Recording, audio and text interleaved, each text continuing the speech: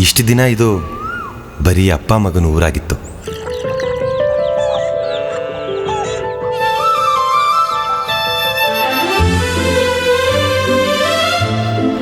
ಮದುವೆ ಆಗೋವರೆಗೂ ಲವ್ ಮಾಡಲ್ಲ ಅನ್ನೋ ನಮ್ಮ ಸಂತು.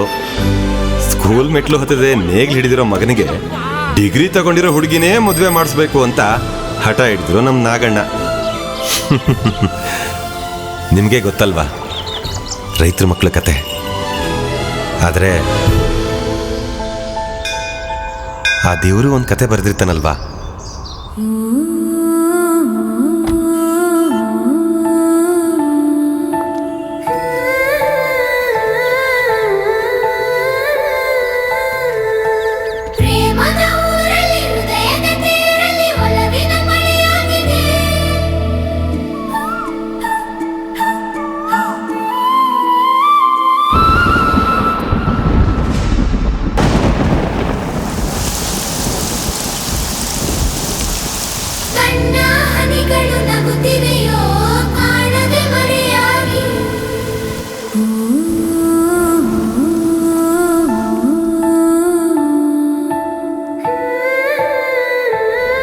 ಇದು ನಮ್ಮ ಕತೆ, ನಿಮ್ಮ ಕತೆ, ಮನಸ್ಸುಗಳು ಮಗುವಾಗೋ ಕತೆ.